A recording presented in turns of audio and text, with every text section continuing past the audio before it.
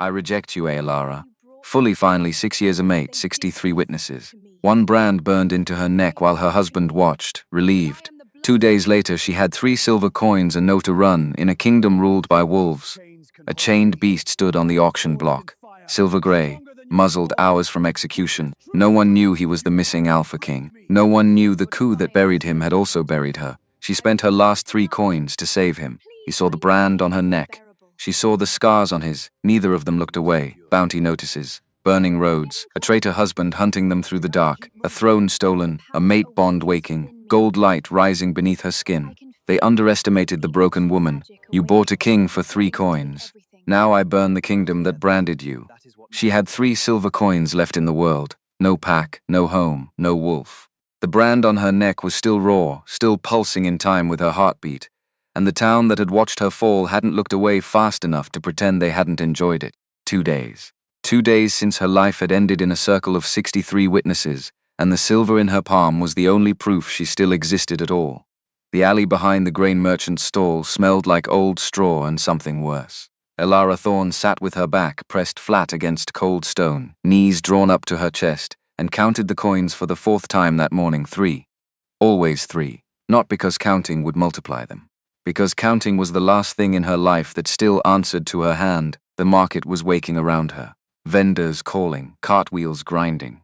Somewhere a child laughed, bright and careless, and the sound landed in her chest like an accusation. Somewhere people were having ordinary mornings. Somewhere people still had homes to return to. Somewhere a woman was probably arguing with her husband about whether the milk had turned, and Alara would have given anything to be her. She closed her fist around the silver, held it until the edges bit her palm.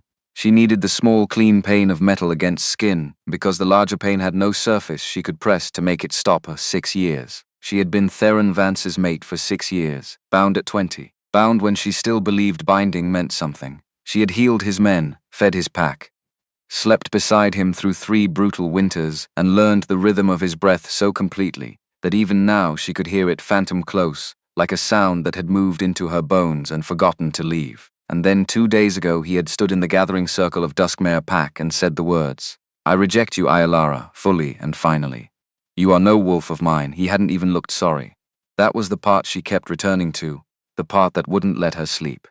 He had looked relieved, as if he had been carrying her the way a man carries a stone in his boot, and the rejection was simply the moment he finally sat down to shake it out. The elder had pressed the heated iron disc against her neck, the suppressor brand, burned in ceremony fire, sealed in the old language, designed to lock her wolf away until another mate claimed her or the Alpha Council granted formal dissolution. She had stood perfectly still while they did it. 63 pairs of eyes watching. She would not give them the gift of her flinch. She had flinched a mile down the road, alone. When her legs finally stopped working and the truth landed in her chest with the full weight of itself.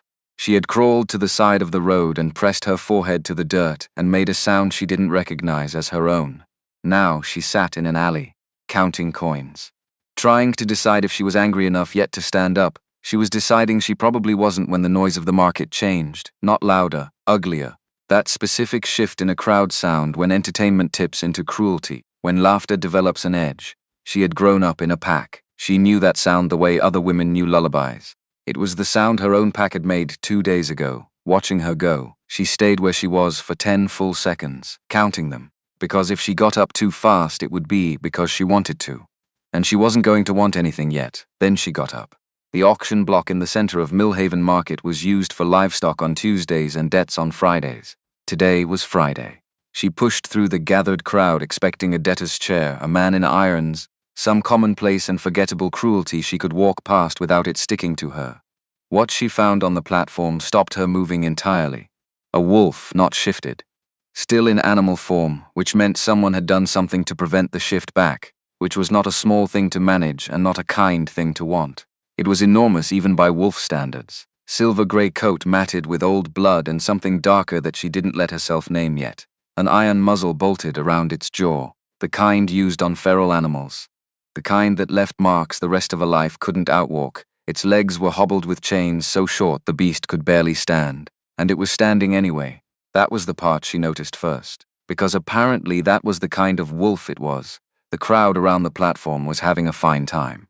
A boy near the front had collected a handful of pebbles and was throwing them one at a time, aiming for the wolf's hind quarters with the focused cruelty children sometimes have when no one teaches them otherwise.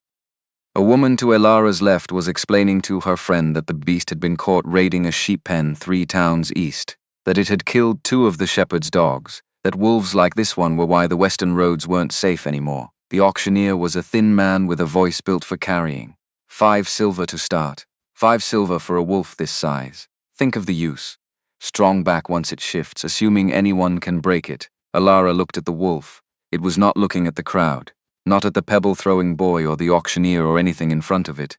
Its eyes, and she could see them now, gold layered strangely over gray in a way she had never seen on any wolf she had treated, were moving in slow methodical arcs across the market square, scanning, not panicked, not despairing, calculating.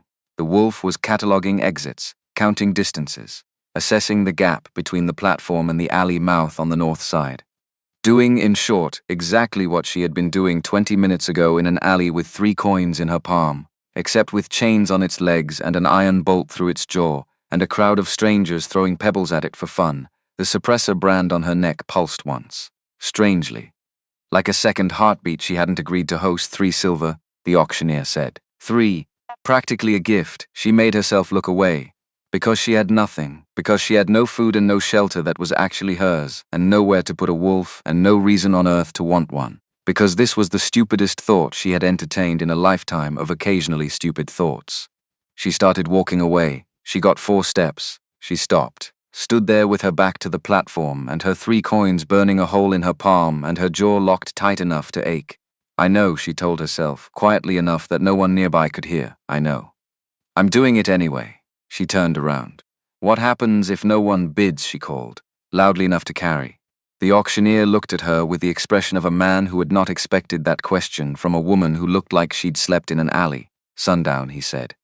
The beast is destroyed. The crowd made a sound that was almost approval, and something in Elara's chest went very quiet. Not calm, the other kind of quiet. The kind that arrives before a decision has finished forming and lets you know it's coming anyway. She looked at the wolf again, and the wolf, for the first time since she'd walked into the square, was looking back at her. Those strange layered eyes fixed on her face with an attention that was not animal and was not quite human and was entirely unsettling, as if it had been waiting. As if of the 80-some people gathered in the square, it had finally found the one whose face it had been looking for. She opened her fist and looked at 3 silver. 2 silver, she said, pushing forward through the crowd before the sensible part of her brain could catch up to her body. She slapped the coins onto the auctioneer's table. That's what you said. 2 silver, the auctioneer stared at her. The crowd stared at her. She was aware she was not an impressive sight. Travel-worn coat. Shadows under her eyes deep enough to hold rain, the distinctive suppressor brand visible above her collar like a confession she hadn't agreed to make. The auctioneer's eyes flicked to it. She watched him do the math, rejected Omega, no pack, no money worth speaking of. The wolf was about to be destroyed anyway, and 2 silver was 2 silver more than nothing. Miss, he started, with the particular tone of a man trying to talk a customer out of a decision while still wanting to close the sale. This is a feral wolf, unclaimed. No pack mark, no registration, which is why it's 2 silver. She held his gaze. I'm a healer. Or I was. Something tight moved through her chest at the word was, I know what I'm looking at, I'll take it. A pause. The auctioneer looked at the coins, looked at the wolf, looked at her. He pocketed the coins. The crowd, sensing the entertainment had taken an unexpected turn, didn't disperse so much as adjust. Leaning in for the next part of the show, Elara turned to face what she had just bought. The wolf was watching her. Still calculating, still with that unnerving intelligence in its strange gold-gray eyes. She had expected something, relief maybe, or the simple animal recognition of a rescuer, some flicker of acknowledgement that made this feel less insane than it was. What she got was a stare so flat and assessing that the hair on the back of her arms stood up. She crossed to the platform and crouched down to look at the hobble chains and felt the wolf's attention tracking her hands, her movements, her breath, reading her. The way she had read patience for 6 years. I'm going to undo these, she said quietly, because she had always talked to animals and there was no reason to stop now. And then we're going to walk out of this square together and find somewhere to put you, and then you are going to let me look at whatever is wrong with you. The wolf stared at her. Right, she said. Yes, it is. She undid the hobbles, stood up, gestured toward the alley at the market's edge, the way out, the open space beyond the crowd. The wolf did not move. She gestured again. More pointedly, the wolf sat down. The crowd, which had been holding its breath in anticipation of a spectacle, began to laugh. Elara looked at the wolf sitting calmly in the middle of the market square with an iron muzzle on its jaw, and 100 strangers laughing at her, and she breathed in once through her nose. Slowly, the way she had taught herself to breathe before delivering bad news to a family. "I just spent everything I had on you," she said. The wolf blinked. Everything. It blinked again. She crouched back down, level with those layered eyes, spoke very quietly, so only the wolf could hear. "I don't know what you are, but I know what that look is. I wore it myself 2 days ago. So here is what is going to happen. You are going to get up, and you are going to walk with me. And I am going to keep you alive. And one day, when this is over for both of us, you can go wherever you want. But right now you walk." The silence stretched. Then slowly, with the unhurried weight of a decision made on terms no one in the square would ever understand, the wolf stood up. The shed Merith Fen had given her belonged to a woman who had taken one look at Elara 2 days ago and pressed a key into her hand without being asked. 2 weeks, Merith had said, voice flat and final. "Then my nephew wants it back for storage." Elara hadn't argued. 2 weeks was 2 weeks. Now she stood in the doorway of that shed with a wolf at her hip and tried to remember how she had imagined her life when she was 20. She couldn't. The girl who had bound herself to Theron Vance at 20 felt like someone Elara had read about once in a book she no longer owned. She pushed the door wider. The wolf walked past her without looking, which she chose to take as progress. Inside, the shed was barely large enough for a cot, a washstand, and whatever dignity she could arrange between them. She had a tinderbox, half a blanket from the market rag pile, a clay pot she had been using to boil water, and a small bundle of dried herbs she had kept in her coat pocket out of pure stubborn habit. Healer's habit. The kind that persists even when you have no one left to heal. She shut the door, turned, found the wolf standing in the center of the small space, looking at everything with that same methodical attention. Walls, ceiling, the single shuttered window, the door she had just closed. Her face last. "Sit down," she said. "You're bleeding through your back left flank, and you've been favoring it since the square." The wolf looked at her flank comment with what on a human face would have been mild contempt. "I know you understood that. So sit." It sat, not with any great compliance. More the way a person sits when they have deciding was already what they were going to do, and the woman in front of them has simply confirmed the timing. She crouched behind it, pushed the matted coat aside carefully, and what she found made her hands go still. She had trained under the Duskmare pack healer for 4 years before she had taken over the role herself. She had treated shift wounds and silver burns, and the ugly territorial damage of dominance disputes. She knew what injury looked like. This was not injury, this was surgery. 4 sites along the wolf's left flank, evenly spaced, methodically placed, old scarring on 3 of them, white and smooth from procedures done weeks or months ago, and 1 fresh wound, maybe 3 days old, still seeping, not a tear, not a bite, made by a blade, by someone who knew exactly where to cut and how deep, and how often a body could survive being cut there. She sat back on her heels, looked at the pattern, and something cold moved through her with the certainty of a diagnosis she had hoped to be wrong about. Someone had been harvesting this wolf. Repeatedly, the concentrated essence that pulled in a dominant wolf system, the biological marker of alpha rank. On the black market, a single vial sold for more than a healer earned in a year. It was used in dominance rituals, in illegal binding ceremonies, in the kind of pack politics that happened in rooms where men didn't write things down. It was also, if done repeatedly, eventually fatal. "Who did this to you?" she said. Though she did not expect an answer, she got one, not in words. The wolf shifted, partial, painful. The kind of incomplete shift that happened when something was actively suppressing the full change. It was a horrible thing to watch, the body trying to become something and being stopped halfway through the becoming, and she held still and did not look away. Because looking away felt like abandonment, and she had been abandoned recently enough to know what it cost. What emerged for 30 seconds was something between, larger than the wolf form, shaped vaguely like a man. Features blurred at the edges like a sketch someone had not yet committed to finishing. One massive hand closed around her wrist, not hard, not threatening, just stopping her. She looked down at the hand on her wrist. She looked up. The eyes in the half-form were extraordinary. Gold over silver, yes, but up close they had depth to them. Layers stacking inside layers, the way old fire looks when you stare into the heart of it. They were fixed on her neck, on the suppressor brand. She watched the expression in those eyes change. The flat calculation she had seen in the square softened into something she recognized because she had felt it herself in an alley counting 3 coins.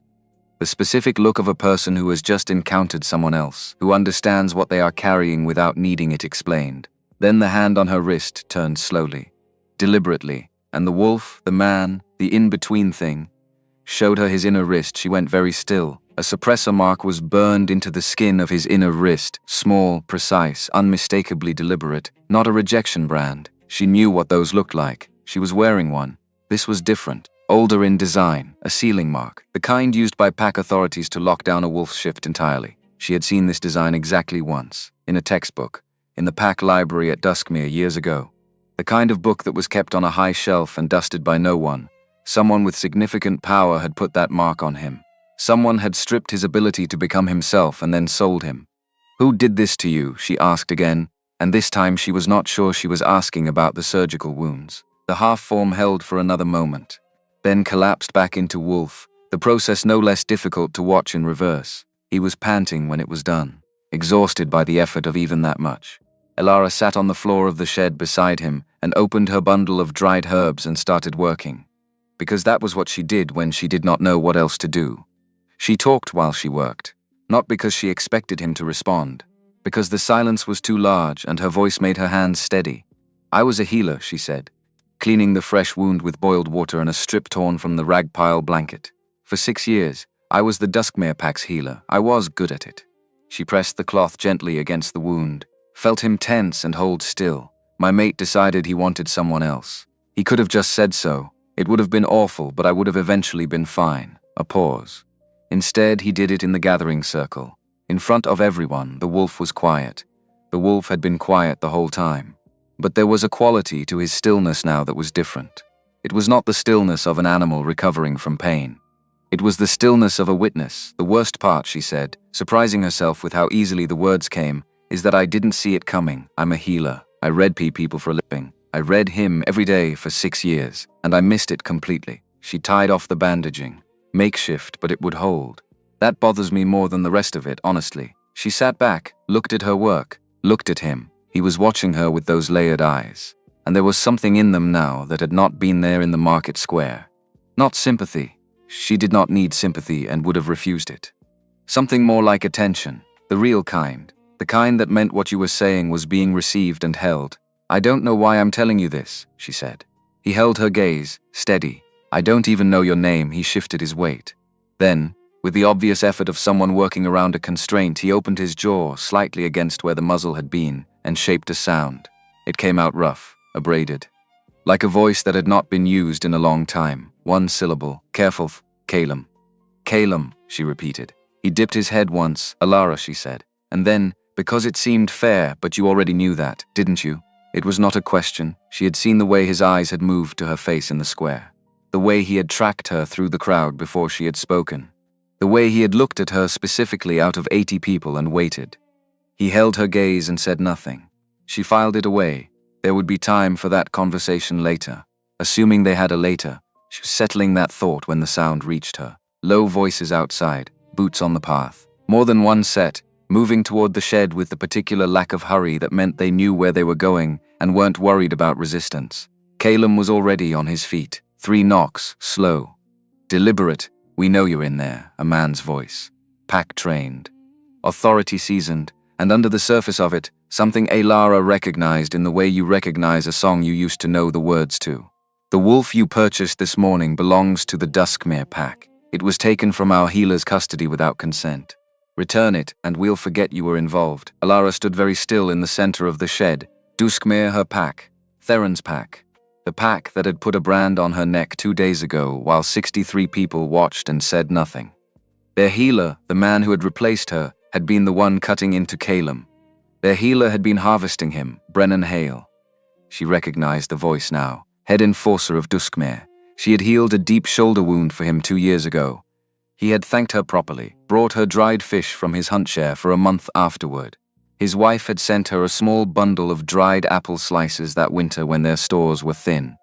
She wondered if Brennan remembered any of that. She looked at Calum, who was standing close behind her left shoulder, and the look on his half-visible face, Still fighting toward human, still caught between, was not fear and was not desperation. It was the same flat calculation from the market square. He was waiting to see what she would do. Alara walked to the door. Did not open it. "He's mine," she said, loud and clear. Purchased legally in Millhaven Market in front of 30 witnesses at the auctioneer's declared price.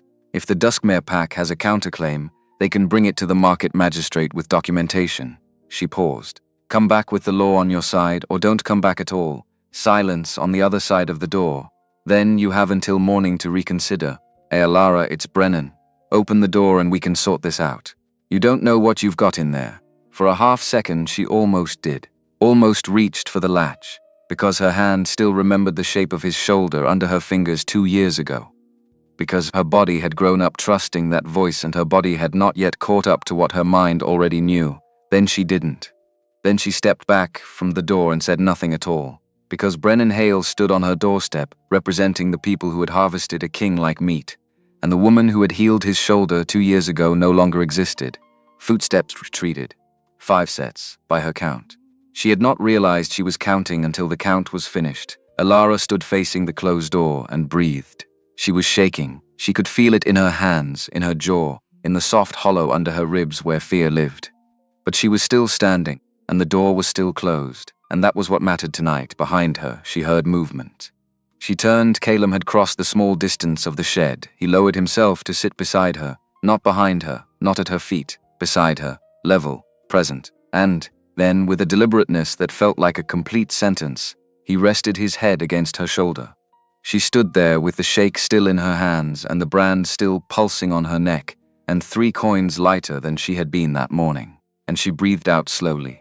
The first breath she had taken all day that felt like her own. "All right," she said quietly. "All right." What Alara did not know yet, and what Theron Vance had spent 6 years making sure she did not find out, was that the brand on her neck was not a standard rejection mark at all. He had buried something inside her on purpose. He had been afraid of it from the first year of their bond, and the rejection in the gathering circle had not been about another woman. It had been about her.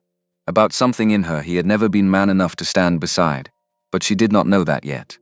Tonight she only knew she had spent 3 silver coins on a wolf who carried himself like a king, and that for the first time in 2 days her own breath felt borrowed from somewhere honest. She slept against the wall of the shed with Calum's weight warm beside her shoulder. She did not sleep well, but she slept, and in the dark, somewhere between one breath and the next, the suppressor brand on her neck pulsed a second time, faintly, like something turning over in its sleep, like something old, locked in a small room for 6 years, beginning quietly to wonder what was on the other side of the door. She did not sleep so much as wait. The hours between midnight and the first grey smear of morning passed in a kind of held breath, her back against the shed wall, Calum's warmth steady at her hip, her ears tuned to every shift outside, a branch creaking, the mill creek moving over its stones, the distant cough of a dog 3 streets over. She ran the situation through her mind the way she used to run a difficult diagnosis. Symptoms, causes, what you could actually do. The symptoms were ugly. 5 Duskmere wolves knew exactly where she was. They would come back. They would come back with more men, or with a magistrate, or with both. She had no pack protection, no legal standing beyond a market receipt scribbled on a torn corner, no money. No allies in Millhaven except a candlemaker who had given her a shed key out of kindness and would not thank her for bringing this to her door. The causes were uglier. She had bought something that belonged to people with more power than her, which had been true of most of her decisions lately. What she could do, she had not yet worked out. By the time the grey under the door turned pale gold, she had decided exactly one thing. She was not opening the door when they came back. They came back at dawn, not 3 wolves this time, 5. She counted their boots from the sound before she even stood up. Calum was awake instantly, on his feet before she was, and the shift in the shed's atmosphere when 5 dominant wolves lined up outside a small space was a physical thing, a pressure that compressed the air, a weight that pushed against the inside of her ribs. "Open the door, Alara," a different voice, older, flatter. She placed it the way you place a song you used to know. Cyrus Wren, second under Brennan Hale in the enforcer line. She had set the bone in his son's leg 3 summers ago. "This is going to go badly for you if you make it difficult. It's already going badly for me." "Open doors won't improve that." She heard low murmurings outside, a brief exchange she could not pass. Then Cyrus again, quieter, aimed at the door crack like a confidence. "Listen. Whatever you think you're doing, this wolf is not what it looks like. You don't know what you've got in there with you. Walk away from it, and I'll tell Theron you cooperated. That matters for your petition. The formal dissolution of a rejection bond. The only legal way to remove a suppressor brand without a new mate claim. It took months. Required the original rejecting Alpha's signature. Theron's signature. She breathed carefully through her nose. I'm not walking away. And I'm not opening this door. And if you break it down in Millhaven Market District at dawn, the magistrate is going to have questions about why 5 Duskmere wolves are forcing entry over what the market record shows as a legally purchased animal. Silence. Longer this time. Then boots on the path moving away. All 5 sets. She stayed exactly where she was until she could not hear them anymore. She turned around. Calum was watching her with that expression she was beginning to learn. The one that was not quite readable but had something underneath it working very hard. He had been listening to every word. She could tell from the way his attention had tracked the voices. They're going to come back with documentation, or go to the magistrate themselves and file a counterclaim on the sale. I bought you legally, but I can't prove what they were doing to you. And without that, she stopped, pressed her fingers to her eyes for a moment. I need to think. Calum made a low sound, effortful. The kind of sound that meant he was pushing against the ceiling mark to get a word out. She could see the tension in his jaw. A single word emerged, shaped carefully around whatever was blocking it. Leave. She looked at him. He held her gaze and said it again. Leave you. You want me to leave? He shook his head.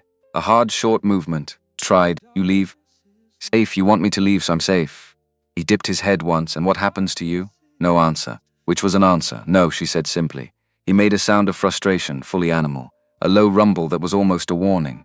She held up one hand, did not back away from it. I heard you. The answer is still no. So we need a different plan. The plan came from a direction she had not expected. Merith Fen arrived at the shed door just after sunrise with a covered pot of something that smelled like barley and onion. Knocked twice in the pattern she had established when she gave Elara the key. Waited. Elara opened the door 6 inches. Marith looked at her. Looked past her at Calum with the calm of a woman who had run a market stall for 30 years and had not been startled by anything in a long time. Looked back at Elara. Brennan Hale was at my stall at first light asking about my shed. He was very polite about it. I was also very polite about it. She held out the covered pot. Eat something. Elara took the pot. I'm sorry. I didn't mean to bring this to your. Don't apologize to me. I gave you the key. That was a choice. Marith's eyes flicked past her to Calum's wrist. The faded edge of the sealing mark just visible above his sleeve. That wolf has a suppressor mark older than I am, the kind of mark only crown work leaves. You can see that from here?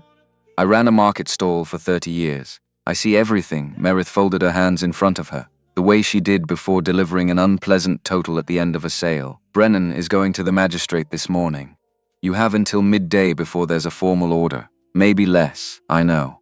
There's an old Wayfarer's Road 3 miles east that bypasses the magistrate's jurisdiction entirely. Once you're past the 2nd milestone marker, Millhaven law can't touch you. Elara stared at her. Merith's expression did not change. My nephew doesn't actually need the shed back for another month. I may have told you 2 weeks so you'd have a reason to keep moving. I should have been honest about that. Why are you doing this?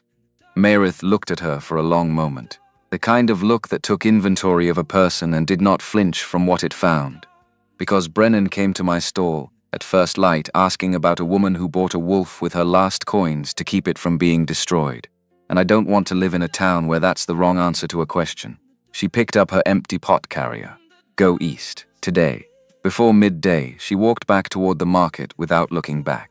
They were packed and moving within the hour. There was not much to pack. Elara's coat, the herb bundle, the tinder box, a water skin she had refilled at the Mill Creek. She kept her hands moving and would not let herself think too far ahead, because thinking ahead was a luxury for people with options. Calum walked beside her. Not behind, not ahead, beside. She noticed it the same way she had noticed it last night and the morning before. There was something deliberate about it that she didn't have the words for yet. A mile east of Millhaven, the cobblestones gave way to packed dirt and the town noise thinned behind them, and a sound cut through the morning that brought them both to a stop. A horn, Millhaven's magistrate horn, the signal for an official pursuit order. Hours earlier than midday, Brennan had moved faster than she expected. Elara looked at the road ahead, looked at Calum. He was already scanning. Not the road. The tree line north of the path, the ridge beyond it, the low ground south, those layered eyes moving in the deliberate arcs she had first seen on the auction block. Then he stopped scanning, turned, looked at her directly, and something in his expression had shifted. The calculation was still there. Underneath it was something else. Something that looked almost like a decision being made and accepted in the same beat. He turned north toward the tree line, looked back at her over his shoulder. "Through the trees," she said. He held her gaze, off the road, away from the jurisdiction line. "We'd have to camp." She looked at the forest, looked at him. "You know where you're going." He turned north again and simply began walking. She followed. The horn sounded twice more behind them and then faded as the trees closed in, the sound swallowed by old growth and distance. And Ayalara kept walking and did not look back at Millhaven, and tried very hard not to think about how completely her life had changed in 72 hours. They walked for the rest of that day, and most of the next. The forest was old in a way that felt witnessed. Trees thick enough that two grown men with their arms outstretched could not have circled them. Moss soft underfoot. Light coming down green and gold through canopies that had probably been canopies before any pack had drawn a border in this dirt. She established certain facts as they went. Calum was getting stronger. Not quickly, not dramatically, but each morning the quality of his movement was marginally better than the day before, and the fresh wound on his flank was closing cleanly, which she checked every evening with the impersonal efficiency of someone who had learned to keep her healer's hand semperpret from everything else she was feeling. He was an extraordinarily poor patient. He did not rest when she told him to rest. He did not stay still when she was treating him. He moved when he decided to move. Her instructions were considered, then evaluated on their individual merits, which was infuriating. She was talking to him more than she had talked to anyone in months, not always in words, because speech still cost him effort, but in attention. Full and complete and unsettling attention. When she spoke, he listened in a way that made her feel like every word was being recorded somewhere it would matter, and, which she was least comfortable with, she had stopped feeling afraid of him somewhere around the end of the second day in the trees. She was not entirely sure when it had happened or what to do about it. On the morning of the fourth day in the forest, she woke before him for the first time. He was on his side near the banked fire, the rise and fall of his breathing slow and deep, genuinely asleep, not the watchful half-rest of the first nights. She looked at him for a moment. In sleep, his face had lost its constant layer of calculation, and what remained was simply a face. Strong-featured, travel-worn, younger than she had somehow assumed. She got up quietly and went to check the snare she had set the night before. 2 rabbits. She cleaned them, set them over the rebuilt fire with the last of her dried herbs and water from the nearby stream. When she turned around, Calum was sitting up, watching her with an expression she could not read. "Morning," she said. He dipped his head. She crouched by the fire and turned the spit and thought about what she had been thinking about since before dawn. "I want to talk to you about something." He waited. "You're stronger, I can see it. Another week, maybe less, and you'll be able to sustain a full shift whether the suppressor mark allows it or not. Your body is overcoming it." She kept her eyes on the fire. "Which means you don't actually need me anymore. In a practical sense, silence. So I want to say clearly, so there's no confusion that you don't owe me anything. For the 3 coins, for the bandaging, for any of it." She finally looked at him. "When you're ready to go, you go. I mean that. No debt, no claim." Calum looked at her steadily. "Do you understand what I'm saying?" she asked. "Yes, good." She turned back to the fire. "Right? Well, breakfast first." She woke the next morning to find the door of the lean-to she had built against a fallen oak standing wide open. She had opened it, in the night. Apparently, she had gotten up, unlatched it, pushed it fully open, and had no memory of doing so. She stood in the open doorway in the early grey light and looked at the open space beyond and at Calum, who was sitting 6 feet away, watching her with an expression of patient attention. "Did I do that?" she asked. "Nothing, I did that." "Well, you can go, right now, if you want. I'm not going to." He sat down. She stared at him. He sat with the unhurried, settled weight of a mountain that had always been a mountain and saw no reason to change that fact. "Calum," he looked at her. "I'm serious," he continued, looking at her. "I'm pointing at the forest. That is the forest. You could be in it in 30 seconds. Gone. Free, that is what I am telling you." He looked at the forest, looked back at her, and with the air of someone exercising great patience with a person who was not quite grasping something obvious, he settled his weight more firmly. "You are the most aggravating." She stopped, pressed her fingers to her forehead, breathed. "Fine, fine, stay. But don't think I'm not serious about the no-debt thing, because I am. She turned and went back inside to rebuild the fire and tried to ignore the fact that she was, slightly and inexplicably, relieved. His speech improved that afternoon, not suddenly. In increments. The ceiling mark cracking at its edges the way ice cracks in spring, giving way to warmth one fault a line at a time. He went from single words to two-word combinations to, by the time she was checking his wound at dusk, actual sentences. Short, careful, stripped of anything unnecessary. But sentences. The first full one he said to her was, "You should not have bought me." She had heard variations of this before. "You keep saying that. It becomes more true each day." He watched her hands working on the bandaging with that characteristic attention. "You don't understand what following me means. I'm not following you. I'm walking in the same direction." A pause. "That is the same thing. It really isn't." She tied off the fresh dressing. "Who suppressed you? Was it your own pack's doing? Or my old counsel's?" She went still. "Your counsel's." "My second." His voice was flat, uninflected. The way she had learned meant the topic cost him something. "He wanted the position I hold. The suppression was to prevent me from being able to fight back. The harvest wounds were to weaken what remained." A pause. "He sold me through intermediaries. He did not expect me to survive long enough to reach an auction block. But you did." "I did." She sat back and looked at him properly. "What position do you hold?" He met her gaze and said nothing. She read his face, the deliberate quiet, the way he had phrased it. "The position I hold, not my rank, not my role." The distance he put between the words and himself. As though the answer was so large he could not hold it casually. She thought about the surgical precision of the harvest wounds. The quality of the suppressor mark on his wrist. She had seen that design in a textbook once, an old one. The kind held only in formal pack libraries. She thought about his eyes. She thought about a feeling she had been pushing aside for several days. "It's a high position," she said carefully. He said nothing. Very high, still nothing. She let it sit. She would come back to it. Instead, she asked, "Your second. Does he know you're alive?" "He will soon. He will have people looking." He paused, "Which is why I should not still be here. And yet, he agreed quietly. And there was something in the way he said it that she did not examine. They reached the Wayfarer's Road on the morning of the 9th day. It was wider than she remembered from her studies, deeply rutted from generations of carts, patched in places where some Lord's road crew had remembered the route existed and then forgotten again. They followed it east at a careful distance, more parallel than on it. A notice had been nailed to the trunk of an oak just within the tree line. She read it twice, by order of the Crown Pack Authority.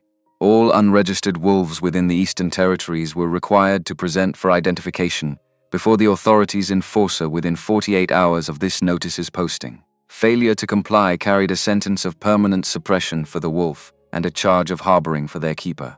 No exceptions, no extensions. She turned around. Caleb had already read it over her shoulder. He was taller. She had grown accustomed to his presence at her back. It no longer startled her, and his expression had gone very still in the particular way she had learned meant he was running calculations at speed. 48 hours. Yes. Enforcer. Crown Authority. She looked at the notice again. That's not a local authority. That's direct Crown reach. Yes, they're looking for you specifically. He was quiet for a moment.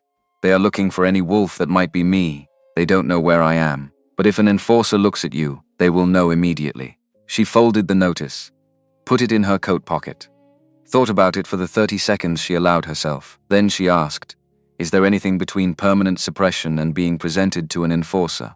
Caleb looked at her with something careful moving in his eyes. "There is one thing. A bonded servant declaration. If a wolf is formally registered as bonded to a keeper, the enforcer's authority to seize them is suspended pending the keeper's consent." He paused. "It is a legal status, old law. Still binding. How does one file a bonded servant declaration? It requires a keeper's verbal claim in front of the enforcer directly. No documentation needed. The keeper assumes full legal responsibility." Another pause. "Heavier time. It would make you a target. I'm already a target. Brennan Hale has my description filed with the Millhaven magistrate." She met his gaze. "Would it work? Legally, would it actually hold?" "It would hold." He paused. "The enforcer would mark you in his record and you would be bound to present me if commanded by Crown Authority within 30 days. He looked at her steadily. "Alara, what? You understand what I'm asking you to take on?" "You're not asking, I'm deciding." She put the folded notice deeper in her pocket. "We need to find where the enforcer is holding his inspections." He was quiet for a moment. Then he said with a careful precision that felt like it was working around something larger, "You are very strange." She looked up at him. "You said that like it's a compliment. Something shifted at the corner of his mouth. Not quite a smile. She wasn't sure she had seen him smile yet, but the beginning of one, or the memory of one. It appeared and was gone in under a second. It was, he said, the enforcer's inspection post was a converted way station at a crossroads on the old eastern route. A squat stone building with Crown Authority banners hanging limp in the still morning air. 2 wolves in formal pack guard livery standing at the entrance with the bored alertness of men who expected no real trouble. Alara stood at the tree line 100 yards out and studied it. How many inside? 4 more. 2 guards, 1 record keeper. The enforcer himself. She glanced at him. You can tell that from here. I can smell that from here. He said it without particular emphasis. A simple statement of capacity then. My range is returning. The suppressor mark is losing hold faster than expected. She filed that away. All right, we go in calm. You seem to 1 step behind me and let me speak first. If he asks you direct questions, answer simply. Name, origin, status, nothing more. She paused. What name are you using? A beat. Calum. Calum what? Another beat. Slightly longer. Calum Ashford. She looked at him sidelong. He returned her look with complete composure. Fine. Calum Ashford. Bonded to Alara. I'll use my full name for the record. Ready? You don't have to do this. I know. She walked out of the tree line. The enforcer's name, according to the placard on his table, was Cedric Vaughn. He was a broad man in his 50s with the build of someone who had once been physically formidable and had settled into a comfortable authority. He had pale eyes that moved with professional efficiency over everyone who came through his door, cataloging and discarding in the same gesture. They moved over Alara, paused on the suppressor brand at her neck, moved to Calum, stayed there. Alara spoke before the pause could lengthen into something actionable. Alara Thorne, key, presenting my bonded servant for registration per the authority's notice. She kept her voice level, hands still at her sides. Calum Ashford, unregistered, Eastern Territory. Under my bond and care, Cedric Vaughn looked at Calum for another long moment.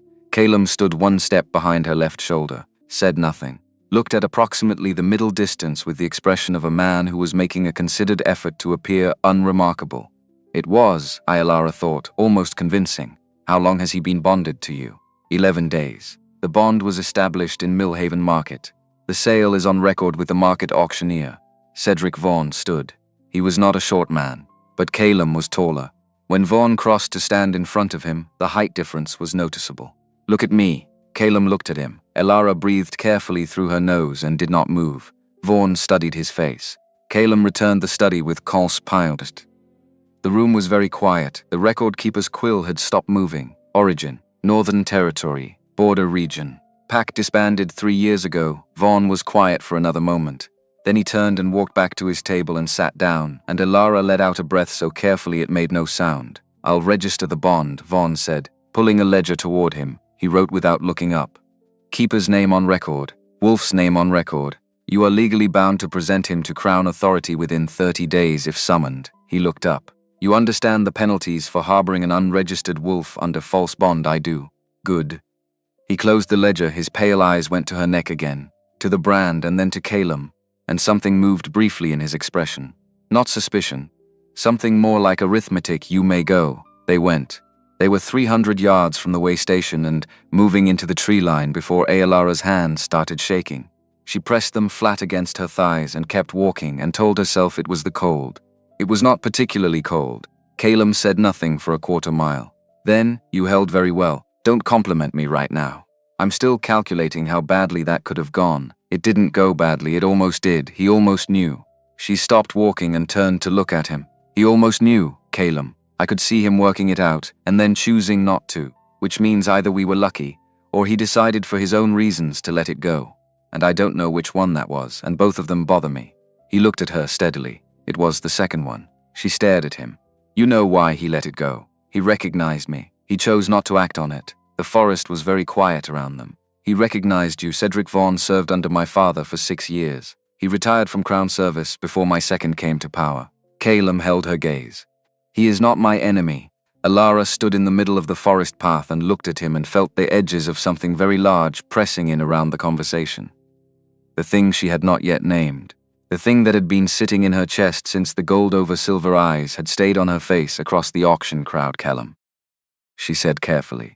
Yes, your second. The one who suppressed you and sold you and is looking for you. She kept her voice even. What title does he hold right now? While you're gone, he was quiet. What title, she said again. Does your second hold, acting Alpha King? Until my return or my confirmed death. The words landed in the silence of the forest like stones into still water. Elara did not say anything for a long moment. Acting Alpha King, which means you are, yes. She closed her eyes, opened them. The forest looked exactly the same as it had a minute ago, which seemed unreasonable. You're the Alpha King, yes. She looked at him. He looked back at her with the expression of a man who had been waiting for a particular conversation to arrive, and had made his peace with its arrival, and was now simply standing in it. For 11 days, she said, I have been calling you the beast. A pause in my head, she clarified. Not aloud. Mostly something crossed his face. That thing that was not quite a smile, but was in the same family. Here and gone. I know, she pointed at him. You don't get to look almost amused right now. You lied to me, I did not lie. I withheld that is the same thing. It is not the same thing, he said. And she heard her own words from days ago return to her with perfect calm, and felt a flash of irritation so sharp it almost made her laugh. She did not laugh. She turned and started walking. Because standing still while this settled felt impossible. He fell into step beside her. She did not speak to him for 2 hours. Not as punishment. She was not built for punishing silences. They cost too much.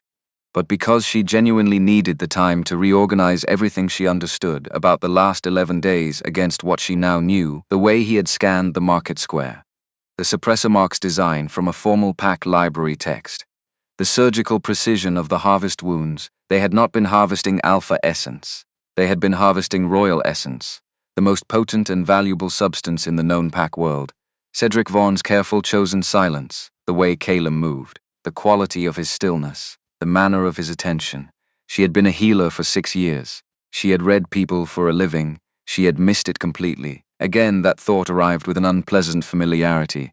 I should have seen it, she said. Not really to him, no one was meant to see it. You read illness and injury, you read pain. He paused. You were not looking for a king in a market auction, because there was no reason to look for one. That is not a failure of observation. That is a reasonable assumption about the world. She glanced at him. You could not have known, and I could not tell you. Anyone sheltering me becomes a target for my second's people. The less you knew, the more expendable I was if they found us, she said. A pause, the safer you were. That is a very royal way to describe leaving someone uninformed in a dangerous situation. He was quiet for a moment. It is. I am aware that it is. Another pause.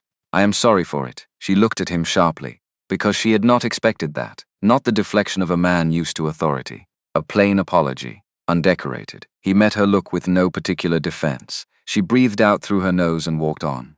Decided she would accept the apology later, when she had finished being irritated. They camped early that evening. She was tired in a way that went deeper than her legs, the bone-deep exhaustion of sustained tension releasing all at once. She built the fire. He sat across from it. And she found herself studying his face in the firelight with the directness she had been mostly avoiding.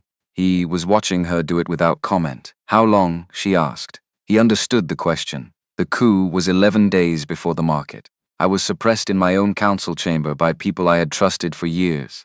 Something moved across his face and was controlled. I woke in a harvest facility 2 days later. They were all ready. The wounds, the second session, he said. They moved quickly. She was quiet for a moment. You were afraid, not a question. A healer's reading. He looked at the fire. I was, at first. Then I was angry. Anger is more useful. She almost smiled. I know something about that. He looked back at her. And something in the firelight caught his eyes at an angle that made the gold over silver visible, even now, even in his human form. She had grown used to his eyes over 11 days. The specific quality of them still caught her off guard sometimes. The sense of depth, of something very old looking out. She looked away first, which she told herself was simply because the fire needed tending. She was almost asleep, coat pulled up, fire a low steady warmth when she heard him speak. Quiet, directed at the fire rather than at her. The way people spoke when they were not sure if they were speaking aloud on purpose. You asked me several days ago why I stayed when you told me to go. She kept her eyes closed, kept her breathing even. I told myself it was practical, that I was too weak to survive alone, that the suppressor mark needed time, that your cover was useful. A long pause. Those things were true. The fire crackled. They were not the only true things. Silence. She kept her eyes closed and her breathing even and said nothing. Because something told her that if she responded, he would stop. And she was not ready for him to stop. But he said nothing more. After a while, she genuinely slept. In her dream, she was in a great hall. Stone floors, high rafters, and wolves, dozens of them, enormous silver and black and grey, arranged in a formal circle, heads bowed. Every one of them. At the center of the circle, a throne. At the throne, a wolf she recognized. The wolf turned its head and looked directly at her with layered gold over silver eyes. She woke up gasping, heart hammering, the pre-dawn dark pressing in around the camp. She turned her head. Calum was awake, watching the tree line. She looked at him. Looked away, no, she told herself firmly. Anxiety dream, that's all. She lay back down and stared at the canopy above and very deliberately did not think about thrones. But her eye caught something at the far edge of the camp, a notice nailed to a tree she had not camped near last night, which meant someone had been close enough in the dark to nail it. Without waking either of them, she crossed to it. Read it. Her stomach dropped. It was not an authority notice. It was a bounty notice, hand-lettered, not official, the kind distributed through black market channels. At the top, a face sketched in ink, Calum's face, and below it in plain language, alive only, substantial reward. Inquire at Duskmere Pack Authority, Eastern Reach Office, her former pack, her former mate's pack. Theron's people were working with Calum's traitorous second. She turned around. Calum had already read it over her shoulder. His face was perfectly still. They know we're in this region. Yes, they were close enough last night to nail that to a tree. Yes. She looked at him. How long have we got, whores? Maybe less. She folded the notice, put it in her pocket next to the authority one, and started breaking camp. Her hands, she noted with something like satisfaction, were not shaking this time. Somewhere south of where she stood, on a road she had walked once as a healer's apprentice, with no idea what she was walking past, a man whose name she had not yet learned was lighting another candle in a room without windows and adjusting a number on a parchment. The count on his record had moved. 18 days gone, 12 left. The math was tightening, and the woman who had spent 3 coins in an alley to keep a stranger alive was now the only thing standing between him and a quiet final session in a facility designed to leave no body to bury. She would learn his name 2 days from now, in a market town called Ashford's Cross, when she found a different notice on a different board, and the last piece of who she was traveling with fell into place with a sound like a door closing on a room she could not unenter. She did not know that yet. She tightened the straps on her pack and turned east. They moved north and east and said little. Alara broke camp in under 10 minutes. They were back in the trees before the frost had fully lifted from the ground. What she was thinking about behind the route planning and the listening for pursuit was Theron. 6 years. She had known him for 6 years, had healed his pack members, managed his territory's medical stores, sat beside him at every formal gathering with her hand on his thigh, because that was what mates did at formal gatherings. She had understood him, she had thought, as well as she understood anyone, and he had rejected her in a public circle and immediately aligned himself with a political coup against the crown. Not because he believed in the coup. She knew Theron well enough to know he had no ideology beyond his own advancement. He had aligned with Calum's second because someone had made it worth his while. A pack elevation, probably. New territory. Something that made publicly humiliating his mate of 6 years look like a reasonable trade. She put the thought away. It was not useful right now. By mid-morning, they had put 4 miles between themselves and the camp, moving parallel to the Wayfarer's Road but staying inside the tree line. Calum was navigating by something she could not access. Scent, she assumed, or some deeper territorial instinct, leading them around low ground and toward higher, drier terrain where tracks would be harder to follow. She was watching his back and thinking about pace when he stopped. Sudden and complete, the way he stopped when his senses caught something hers could not. What town? Half a mile east. She had not known there was a town this far off the Wayfarer's Road. How large, small market town. He was quiet for a moment, reading something on the air. Weekly market today. She thought about it. Supplies, we need them. We're down to nothing. It's a risk. Everything is a risk. She came to stand beside him. Looked through the trees east toward the faint distant sound of commerce. I'll go alone. You stay in the tree line. He turned to look at her. She read the objection in his face before it reached his mouth.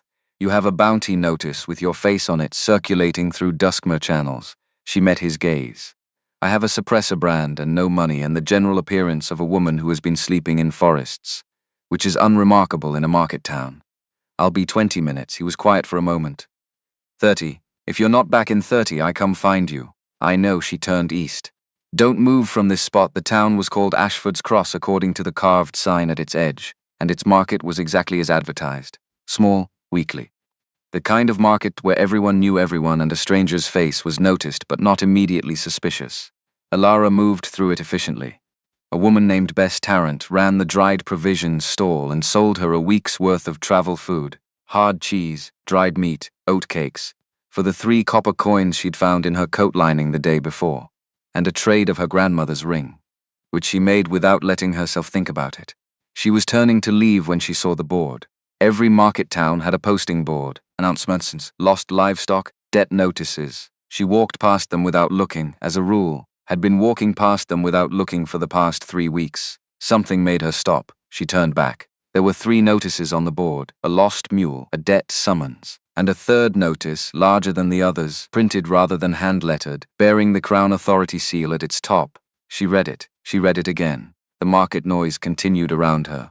Voices, cartwheels, someone haggling over the price of salt, and Elara stood very still in the middle of it and read the notice a 3rd time, because she needed to be certain she was reading it correctly. By Crown Authority. Missing, Calum Ashford, Alpha King of the Western and Eastern Pac Territories. Missing from the royal seat 11 days. Any information regarding his whereabouts to be reported immediately to the nearest Crown Authority post. Reward: 500 gold sovereigns. Below the text, a portrait sketch, formal, precise, done from official records. His face, unmistakably, completely, with no possible alternate interpretation. His face. Alpha King, not a high-ranking wolf, not a council member, not a regional pack leader.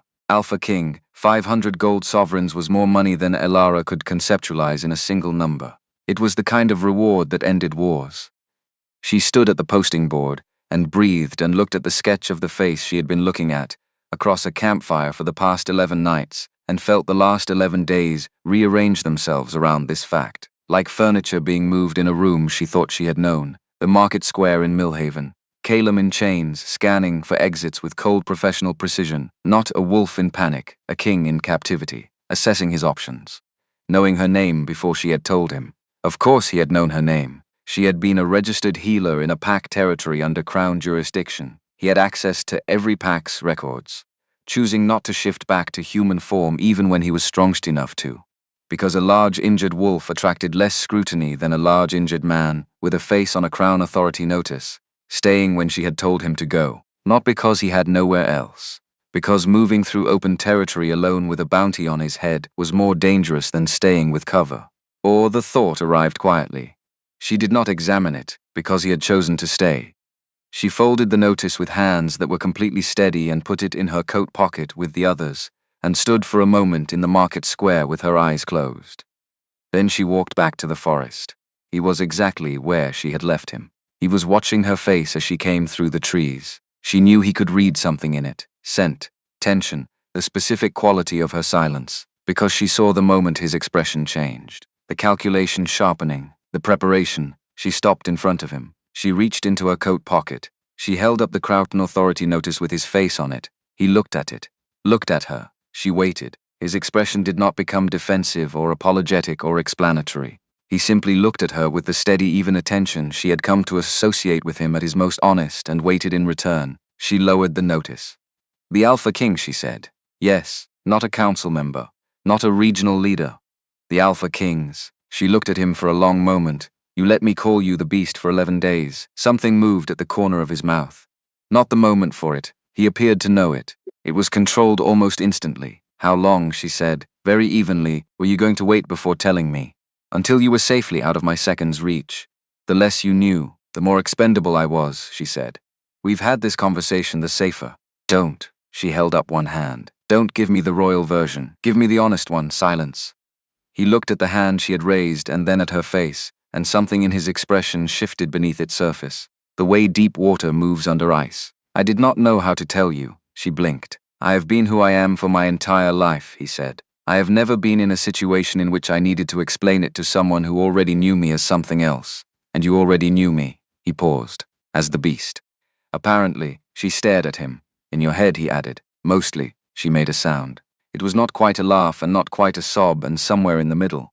She pressed her fingers over her mouth. He watched her with careful attention. She breathed, removed her fingers, looked at him. You knew my name before I told you. Yes. You have my pack records. Every registered healer in Crown territory. Yes. You stayed when I told you to go. A pause. Yes. Was that tactical? Was that because moving alone was more dangerous? A longer pause it was. Among other things, she held his gaze and he held hers, and the forest was very quiet and neither of them elaborated on what the other things were. She looked down at the notice in her hand. Then she did something that surprised even herself. She was angry, not afraid, not overwhelmed, not reverent, angry. You let me stand in front of Cedric Vaughn and lie to a crown enforcer for you. You let me use my last coins to buy you at auction. You let me argue with Duskmere wolves through a closed door while you sat next to me and said nothing about what you were. Her voice was completely level, and you are going to tell me all of it now. Not parts, all of it right now. Starting with your second's name, he looked at her, his name, and how many men he has, and what his plan is, and what your plan is, and why my former pack is involved, and every single other thing you have been carrying that you decided I didn't need to know. She held his gaze without blinking. I spent my last 3 coins on you. I have earned the truth. The forest held its breath. Then Calum said, his name is Roderick Vale, and he told her everything. It took an hour. She sat across from him on a fallen log and listened without interrupting, which cost her something. But she managed it. She listened to the structure of the coup. Roderick had spent 2 years building alliances among the lesser pack councils, promising elevated status and territorial concessions in exchange for silence and cooperation when the time came. Theron Vance's Duskmere pack was one of 14 who had agreed to look the other way. She listened to the harvest operation. Roderick had needed Calum's royal essence not just to weaken him, to produce a substance that could be used to forge crown authority seals. With enough of it, Roderick could issue orders that appeared to come from the king's own mark. He had been building a stockpile. She listened to the timeline. Roderick had given himself 30 days to confirm Calum's death before formally declaring a succession crisis and positioning himself as interim king. 11 days had been gone when she bought Calum at auction. They were now well into day 18. 12 days left when he was finished. She sat quietly for a moment. Your loyal generals, the ones who don't know where you are, 3. Wulfric Reed in the Northern Territory, Armand Solis at the Eastern Coast Garrison, Bertrand Allard, who was out of the capital when the coup happened and has been unreachable since. Do they know you're alive? No, can we reach them in 12 days? He was quiet for a moment. Wulfric Reed is 8 days travel north. That is our best option, she nodded. Stood up. Then we go north. He looked up at her. Elara, she looked at him. I am sorry, he said it genuinely. For all of it, a pause. You deserved the truth from the beginning. She looked at him for a long moment. You're going to make it up to me, she said, by getting me to Wulfric Reed alive, and then reclaiming your throne, and then dissolving the Duskmere Pack's political standing so that Theron Vance has to petition the Alpha Council for basic territorial rights for the next decade. She picked up her pack. That will be a good start. Something crossed Calum's face, fully this time, not the corner of the mouth almost. An actual complete expression of something warm and startled and genuine. She turned north before she could look at it too long. Come on. 12 days he stood, and fell into step beside her. And for the first time since the auction, the silence between them felt like something chosen rather than maintained. They moved north for 2 more days through gentler terrain. Calum's strength was returning in visible increments now. The suppressor mark on his wrist had faded from a clean burn scar to something almost indistinct. The seal losing integrity the way all forced suppressions eventually did when the wolf inside was strong enough and given enough time. She watched it during wound checks, could see the mark retreating like a tide going out. On the morning of the 3rd day after the Alpha King conversation, she reached for his wrist to check it, and his hand closed gently around her fingers before she could pull back. She looked up. He was looking at her hand in his, then at her face, with an expression she had no clean category for. It's almost gone. Yes, he did not release her hand immediately. Then he did, 2 more days perhaps. Good, that's good. She went back to breaking camp and told herself her pulse had elevated because of the cold. On the morning of the 4th day, they came down out of higher terrain onto an old livestock route, wide enough for 2 carts, patched with centuries of use, and Elara felt the specific relief of a surface that did not fight her feet. Half a mile along the route they found the way station. It was a standard crown way station. Stone building about the size of Meredith's shed, maintained for crown messengers and official travelers, stocked with basic supplies and a fire grate, theoretically open to any traveler. In practice, visited primarily by people who had official business being on the road. The door was standing open. Elara slowed. Calum was already still beside her. Someone's inside recent. An hour ago, maybe less. He was reading the air with focused attention. One person. Female. She's still there. They exchanged a look. We need the supplies. Yes. And a fire it would be good. So we go in. Yes, he paused. But I go first? She let him. The woman inside was sitting on the floor beside a cold fire grate with her back against the wall and her knees drawn up. She looked up when they entered with the expression of someone who had moved past startled and landed in exhausted. She was older than Alara by perhaps a decade, weathered and sharp-featured, with the particular stillness of someone trained to assess threat quickly. She looked at Calum, looked at Alara, looked at Calum again, then she said, "Very controlled, my king." The words landed in the small stone room like something dropped from a height. Alara looked at Calum. Calum was looking at the woman with an expression that had gone through several rapid stages and settled on something between relief and caution. Lyra. The woman, Lyra Blackthorn, apparently pressed her fist to her chest in a formal gesture and then dropped it. "You're alive. Bertrand Allard has been." She stopped, reorganized. "Allard sent me. He's been tracking Roderick's movements for 9 days. He didn't know where you were, only that you weren't dead." Her eyes moved to the faded mark on his wrist. "Suppressed, Calum said. "Almost fully broken now," Lyra nodded. Her eyes went to Alara with the direct cataloging attention of someone who gathered information professionally. "And this is Alara Thorne," Alara said before Calum could frame the introduction in whatever formal or strategic terms he was preparing. "I bought him at a market auction. He was 2 days from dying." A pause. "That is accurate," he said. Another pause. Something shifted in Lyra's expression, not softening exactly, more like a recalculation completing. "I see," she said, in a tone that suggested she saw considerably more than the words indicated. She looked back at Alara. "Then you have my gratitude and my king's." "I expect, though he'll be formal about it." "He is very formal about things," Alara agreed. Calum said nothing, which was its own kind of answer. Lyra Blackthorn was, it emerged over the next hour, one of Bertrand Allard's senior scouts. Not a fighter, an information gatherer, which in Lyra's case appeared to mean she knew approximately everything. She laid it out with efficient precision while Alara built the fire and Calum sat across from Lyra with his full attention locked on her words. Roderick had moved faster than expected. He had already dispatched a formal announcement to the Outer Pack territories, stating that the king had suffered a sudden illness and was in seclusion. A story that would hold for perhaps another 10 days before the lesser councils began demanding proof of life. He had installed 2 of his allied pack leaders on the Royal Council in interim positions. He had, critically, been unable to produce a confirmed death, which was the one thing preventing him from moving to formal succession. "Wulfric Reed," Calum said. "What's his position secure?" "Reed doesn't believe the illness story. He's been quietly pulling his forces south toward the capital for 6 days. He's waiting for confirmation that you're alive before he moves openly." She paused. "If you can reach him or get word to him, he'll move within 48 hours. How far is Reed's current position from here? 4 days hard travel, 2.5 if you shift." Calum and Alara looked at each other. "Your mark," she said. 2 more days, he said, "perhaps 1. Then 4 days walking until you can shift. And then you can close the distance faster." She thought about it. That still works. That's within the 12 days. Lyra was watching this exchange with the focused attention of someone filing every detail. "She's running your timeline. She runs most things," Calum said, with a flatness that was not quite flat enough to be truly flat. Alara decided not to examine that sentence.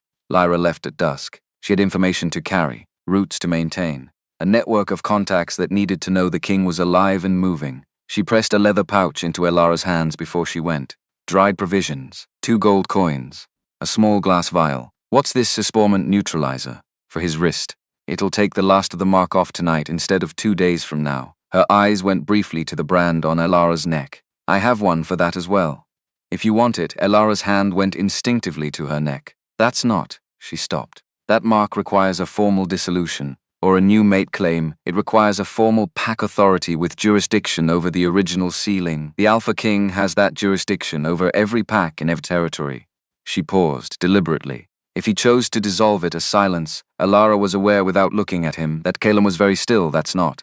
She stopped again, chose her words carefully. "That's not necessary right now." "No," Lyra agreed, in a tone that reserved judgment on the word now. She handed Alara the vial. "For his wrist, then." Tonight, she looked at Calum one more time. 4 days to read. Stay off the livestock route after tomorrow morning. Roderick's people are moving south along it. Then she slipped out the door into the evening, and was gone. The fire was good. The provisions were better. Elara ate more than she had in days and felt something in her body gradually unknot. Caleb sat across the fire with the vial Lyra had left. Turning it in his fingers, "Give it here," Elara said. He passed it across. She unstopped it, moved to sit beside him, took his wrist. The neutralizer smelled like pine resin and something metallic. It went onto the suppressor mark with a small cloth she tore from the hem of her undershirt. The mark dissolved, not dramatically, it simply faded, the burnt edges softening and then disappearing, leaving skin that was slightly paler beneath where it had been. She pressed her thumb gently to the spot where it had been. Smooth, unmarked, she became aware that he was watching her face. She looked up. He was very close. Close enough that the firelight caught the specific layering of his eyes clearly, and she could see in them, undisguised, something that had been there for days, but had not been this visible. She was the one who moved back. Practical distance. Medical distance to done. He was quiet for a moment. Elara. "Don't," she said, not sharply, gently. "You don't know what I was going to say. I know what you're not going to say. Not tonight. Not while we're still running and you still have a traitorous second and 12 days to fix your kingdom." She looked at him steadily. "When this is over, all of it, then we talk. But not in the middle of it." He looked at her for a long moment. "All right?" She nodded, moved back to her side of the fire. "Sleep. We move at first light." He didn't argue, but she was aware, settling into her coat with her back to the fire, that the "not tonight" she had said was different from "no." And from the quality of the silence on his side of the fire, he was aware of it too. They were 2 miles north of the way station on the second morning when the route ahead showed fresh tracks. Wolf tracks. Multiple. Heading south, recently made. Caleb stopped. "Roderick's people." Lyra said tomorrow morning. They moved faster. He was reading the tracks with a focus she recognized. 6 wolves. Shifted. Moving at patrol pace. He looked up. "They're coming back north. We have perhaps 20 minutes before they reach this point." "Off the road," she said immediately. There's no time to get far enough into the tree line. They'll scent us if we're close." She thought fast. "Then we don't hide, we go forward. We walk toward them on the road. And we're a keeper and her bonded wolf, traveling north on legal business. Registered with Crown Enforcer Cedric Vaughan at the Eastern Way Station. You're Caleb Ashford. You've been my bonded servant for nearly 3 weeks. We have documentation." She held his gaze. "These are not Cedric Vaughan," he said. "They are Roderick's wolves. They will not choose to let it go. Then we handle that when it happens." She straightened her coat. "You walk behind my left shoulder. You answer only what I ask you to answer. And whatever they say to me, you hold." She met his eyes. "Can you hold?" He held her gaze. And she watched something move through it. Not offense at the question. The specific consideration of a man who understood exactly what she was asking and was answering it honestly. "I can hold." She turned and walked toward the sound of approaching wolves. There were 6, as he had said, shifted back to human form now that they were on a traveled road, wearing traveling clothes over the specific physical bearing of trained pack fighters. Their leader was a broad man with a scar across his jaw who looked at Elara with the practiced suspicion of someone paid to be suspicious. "Roads restricted north of this point. Crown Authority order." "Where are you headed?" "Northway Station. I have a healer's appointment with the garrison at Harrow's Field." Standing arrangement. She said it with the flat certainty of someone reciting a fact rather than constructing a story. "We're registered with Enforcer Vaughan at the Eastern Post. My bonded servant." She gestured behind her without looking. "Caleb Ashford, Eastern Territory. Bond established at Millhaven Market." The scarred man looked past her at Caleb.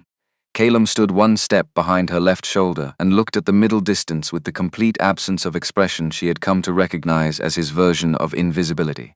Not submission, not threat, simply absence. As though the most interesting thing in the vicinity was somewhere else entirely. The scarred man studied him for a long time. Elara did not fill the silence. Filling silence was confession. "Healer," the scarred man said finally. "What kind of healing?" "Herbs and poultice work, wound management, some fever treatment." She held his gaze. "I'm not a battle healer if that's what you're asking. I have no military application." He looked at her neck, at the brand. She let him look. "Rejected Omega healer," the scarred man said, "to no one in particular." His tone was not cruel, simply categorizing, placing her in a box he understood. "Yes." He looked at Caleb one more time. The scarred jaw worked slightly. She could see him weighing the effort of investigating further against the low-value presentation of what he was looking at. A rejected Omega and her bonded wolf. Unremarkable. Below his mandate, move through quickly. Don't stop before the way station. She nodded once and walked forward. and he stepped aside and she walked past him with Calum one step behind her. Did not change her pace or her breathing for 200 yards. Then Calum said very quietly behind her, "Don't stop walking." I wasn't going to. Third man from the left was looking at me too long. I saw him. He's going to report it. I know. How long do we have? If he 4 hours before Roderick's people redirect toward us. If he sends a shifted wolf, too, then we're not going to the Northern Way station, she said. We cut east off all roads, and we move for Reed directly. That's rough terrain. Yes, I know it is. He was quiet. Calum. Yes, you held a pause. I told you I would. She did not look back at him. Something in her chest settled, quiet and certain, into a place it had been looking for. She turned east off the route into the rough terrain. He followed, and behind them the road lay empty in the morning light, and they did not look back. The terrain east of the route was exactly as difficult as advertised. No paths, ground that rose and fell without pattern, broken by rocky outcrops and sudden drops, streams that had no bridges because no one had ever needed bridges here. Alara's repaired boots held through the first day and began to protest on the second. She stopped once at midday to retie them with a strip of bark. Said nothing about it. Calum said nothing either. He simply moderated his pace without appearing to, so that she was never quite at her limit. She noticed. She did not comment. It had become a kind of language between them, the things they did for each other that neither acknowledged aloud. A grammar of small actions that had built up over nearly 3 weeks into something she had stopped trying to categorize. His suppressor mark was gone entirely now. She could see the change in him, subtle but real, like a window being opened in a room that had been shut for a long time. The quality of his stillness had shifted from compression to readiness. Something coiled rather than something contained. His senses were operating at full range. She could tell from the way his attention moved. And twice in 2 days he redirected their path without explanation. And twice they later heard or smelled what he had been avoiding. On the third night east, she woke to find him crouched at the edge of their camp with his head tilted slightly, reading the dark. "What is it? Someone is following us. Has been since yesterday morning." She sat up fully. "Roderick's people know." His voice was strange, flat in a specific way. "The scent is familiar how?" He was quiet for a moment. "Duskmere pack." The name landed like a stone. She breathed through it. "How many?" "One. Moving alone." He paused. "I recognized the individual scent. It's been coming up in my tracking since Millhaven." She looked at his profile in the dark. "You recognized it in Millhaven?" "Yes. And you didn't tell me." "I wasn't certain. And then I was. And he stopped. I didn't want to tell you." She understood then, before he said the name, Theron. Yes. She did not sleep again that night. She lay on her back and looked at the canopy and thought about Theron Vance with the particular clarity that came from not trying to feel anything about him. Just examining the facts the way she would examine a wound, looking for the actual shape of the damage. He had followed them, not Roderick's wolves, not a pack-hunting party, him, personally alone. For at least 2 days, Theron was not a tracker by training. He was a political animal, a man who worked through influence and alliance and the careful management of who owed him what. He did not pursue things personally unless the stakes were very specific, which meant this was personal. She thought about the bounty notice. Duskmere Pack Authority Eastern Reach Office. Roderick had made Theron's pack a formal partner in the coup. Theron had accepted, which meant he now had a vested interest in Roderick's success. Which meant he had a vested interest in Calum not reaching Wulfric Reed, but he was following them alone. Which meant either he had not told Roderick's people where they were, which would be strange if he was Roderick's partner, or he wanted to handle this himself before involving Roderick. Why would he want to handle this himself? She turned that question over until dawn. Calum woke her at first light with a hand on her shoulder, which was new. He had always made noise when he needed to wake her. Some sound that gave her the choice of surfacing at her own pace. The hand was direct and warm. She sat up immediately. "He's close." She rose and packed in silence, and they moved east without making a fire. By mid-morning, she could feel it too. Not the scent or the tracking, nothing that sophisticated, but the particular prickling awareness of being watched that she had developed over 3 weeks of being hunted. It sat between her shoulder blades. They stopped at noon to water at a stream, and she turned around. Theron was standing 30 feet behind them at the tree line. He looked smaller than she remembered. That was the first thing she noticed, and it startled her. She had been afraid of this man, had built him in the weeks since the rejection into something that occupied more space than one person should. And standing here in a forest clearing, he was simply a man of medium height and medium build, who looked tired and cold, and had been following her through rough terrain for 2 days. He was looking at Calum. Not at her. At Calum. I know who you are. His voice was steady. I've known for several days. When Lara Blackthorn was seen leaving that way station, her face turned up in Roderick's files. He put the pieces together about what she was scouting for. His eyes moved briefly to Alara. He has the Alpha King. She has the Alpha King. He said it like he was still working out what to do with the information. Theron, his eyes moved to her. I'm not here for what you think, then tell me what you're here for. Because from where I'm standing, you look like a man who made a deal with a traitor and is now following the person he publicly destroyed to deliver her to that traitor's people. Something moved across his face. Roderick's people don't know where you are. I didn't tell them. Why not? Calum asked. His voice was quiet and very even. Theron looked at him with the expression of a man addressing something much larger than he had prepared for. Because I made a mistake. Several of them. His eyes went back to Alara. Roderick promised pack elevation, new territory. I believed him. A pause. I also believed that rejecting you that it was straightforward, that you'd petition. Find a new bond. Move on. He stopped. I didn't think it would cost me everything. Cost you? Alara said. My home, my work, my standing, my wolf. You didn't think publicly rejecting your mate in a gathering circle would cost her everything. He had the decency to look directly at what she was saying rather than away from it. No. I didn't think it through. That doesn't fix it. No. It doesn't. A silence. Roderick is going to send people to this region within the day, Theron said. He suspected Blackthorn had made contact when she disappeared. He's moving a party north to intercept. He paused. 8 wolves, shifted, with silver-laced weapons. Calum went very still. How do you know this? Alara asked. Because he told me yesterday, when he summoned me to report your position. He was angry I hadn't located you faster. He gave me until midday today before he moves the party regardless. He looked at Alara steadily. I came to warn you instead. The forest was quiet. Why? Calum asked. Theron looked at him. Because what Roderick is doing is wrong. And I knew it when I agreed to it. And I agreed anyway. A pause. He stopped. Started again. Because she doesn't deserve to die for my decisions. Alara looked at him for a long moment. How far are Roderick's party from this position? Calum asked. Half a day south. If they move at pace. Less if they shift. And Reed. Theron frowned. Wulfric Reed. He's. Something changed in his expression, a rapid reassessment. You're going to Reed. How far? Calum asked again. 2 days north of here, Theron said slowly. But Roderick has people on the route. We're not on the route, Alara said. We've been cutting east. Theron looked at her and then at the terrain around them and worked something out. There's a pass, he said. Through the Harrowstone Ridge. I know it. I hunted through there years ago. It cuts the 2 days to one. And it's not on any official map. He paused. Roderick's people won't know it. Another silence. You'd take us there, Calum said. Not a question, yes. And we're meant to trust that? Alara said. Theron looked at her. No, you're not meant to trust it. You should verify everything I've told you and make your own decision. He stopped. That's what you always did. I never trusted it when you did it. I should have. He met her eyes. I know what I did to you was wrong, Alara. I'm not asking you to forgive it. I'm asking you to let me do one thing right. The wind moved through the trees above them. Alara looked at Calum. He was watching her. Not making the decision. Not weighing in. Giving her the call. She turned back to Theron. You walk ahead of us, she said. You don't shift. If at any point your route leads us toward Roderick's people rather than away from them, Calum will know for before you do. She held his gaze. Understood, yes. Then show us the pass. Theron walked ahead. The pass through the Harrowstone Ridge was real.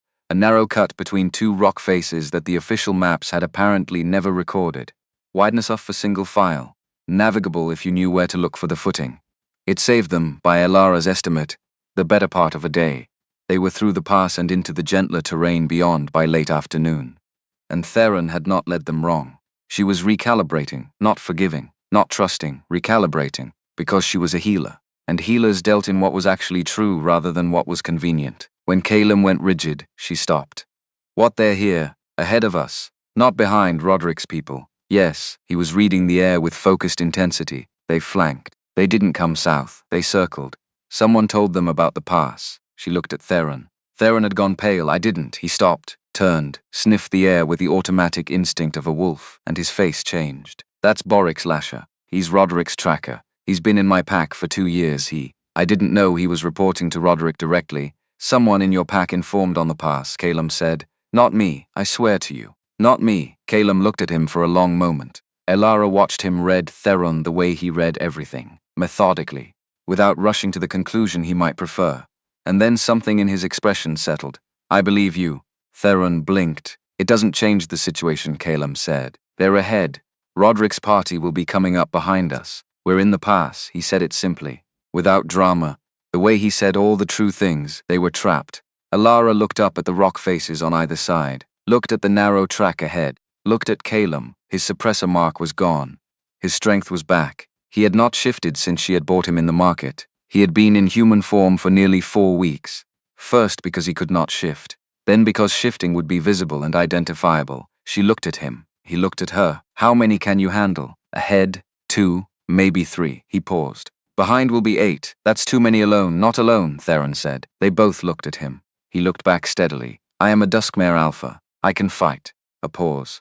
I should fight for this. Alara looked at Calum looked at Theron with that careful measuring assessment. Take the rear with me, Calum said. Alara goes ahead, she said, because she had already worked this out. Clears through to the open ground on the other side.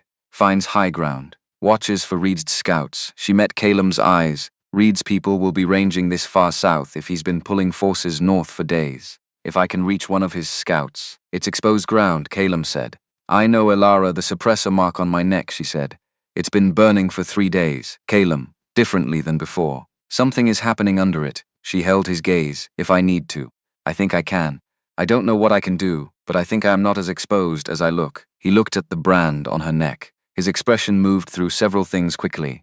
What do you feel? He asked carefully. Like something that has been locked in a very small space, for a very long time, is running out of patience. The sound of shifted wolves came from behind them. Filtering through the pass, Calum said. Fast. Don't stop. She went. The open ground beyond the pass was exactly what Theron had promised. Broad, sloping meadow, a valley falling away below it, the northern territories rising blue and indistinct in the distance. She ran across it without looking back, listening to the sounds beginning in the pass behind her. Snarls, impact, the specific violence of wolves in combat. She was 200 yards out when the suppressor brand on her neck cracked. Not metaphorically, she felt it, a physical fracture, like ice breaking. Running from the edge of the burn scar outward in both directions, heat flared through her from the neck down. Not painful, not yet, but enormous. Like a door opening onto a room that had always been there. She stumbled, caught herself. Kept running, the crack widened behind her. She heard a sound that was Calum. She knew his voice, knew it in its human register, and somehow knew this too. The deep resonant sound of a full alpha shift. The first one in nearly 4 weeks. And then the sounds of combat changed quality entirely. She was at the far edge of the meadow when she saw them.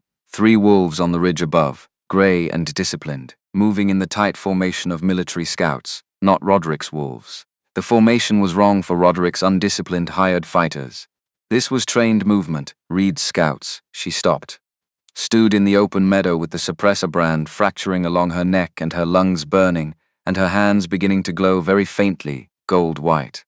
The way they had in the shed when she had healed Calum in the firelight and hadn't understood what she was looking at. One of the scouts shifted back to human form on the ridge above her. Hold. Identify yourself. She looked up at him.